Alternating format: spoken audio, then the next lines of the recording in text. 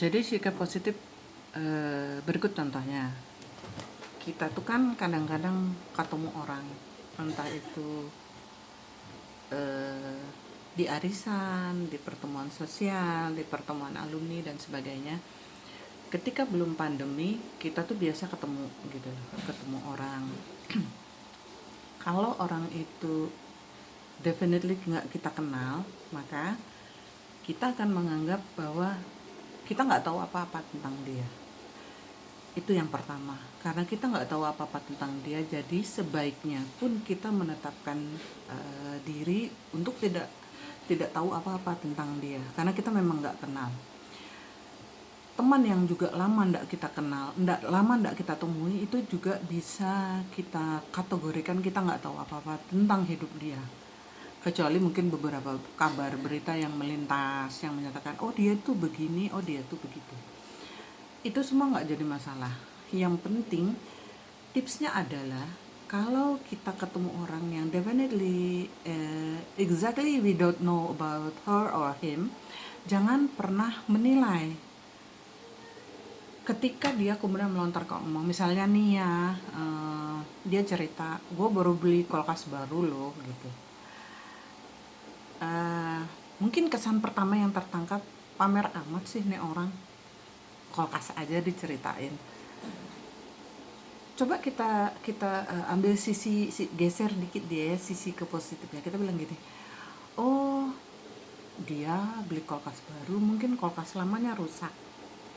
Oh dia beli kulkas baru mungkin karena belanjaan dia nggak tertampung ketika dia beli di kulkasnya yang lama, hingga dia membutuhkan kulkas lebih besar. Mungkin kulkas lamanya mungkin di Lego dijual atau apalah gitu ya. Itu adalah salah satu tips agar kita bisa mengendalikan pikiran negatif kita. Jadi tetap pada posisi kita positif, kita positif thinking. Oh dia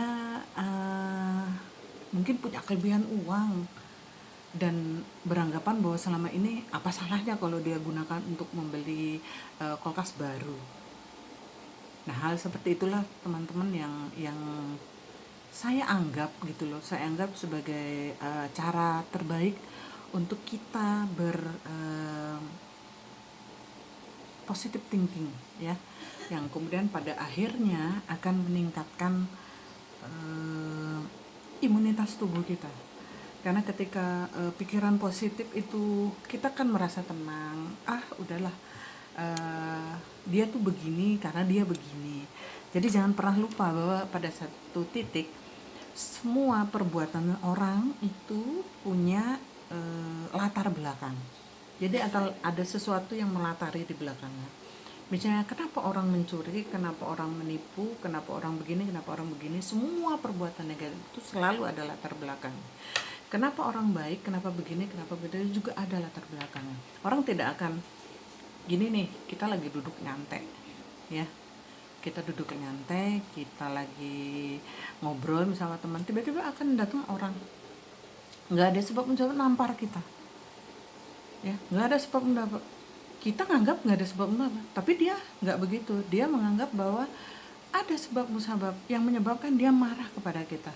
Entah omongan kita yang keceplosan nggak sengaja yang membuat dia kemudian uh, ya sedikit jengkel. Mungkin tiba-tiba kok ketemu kita itu langsung kalau orang bilang apa, ada asap keluar dari kepala itu kalau kalau imajinasi di kartunnya. Nah teman-teman, saya berharap bahwa video ini bisa bermanfaat untuk teman-teman. Iya, saya tahu memang tidak mudah untuk mengubah pikiran seseorang dari grade yang begini kemudian berubah menjadi lebih merendah, lebih tenang, lebih syukur, lebih positif bahwa segala sesuatu tuh ada sebab-sebabnya. Jadi mudah-mudahan kita tuh bisa lebih ke arah yang lebih baik gitu loh, mengubah diri ke arah yang lebih baik. Jangan lupa untuk selalu bersyukur, dan Selamat siang, selamat menikmati hari, selamat kebetulan ini hari Sabtu ya, selamat weekend semuanya.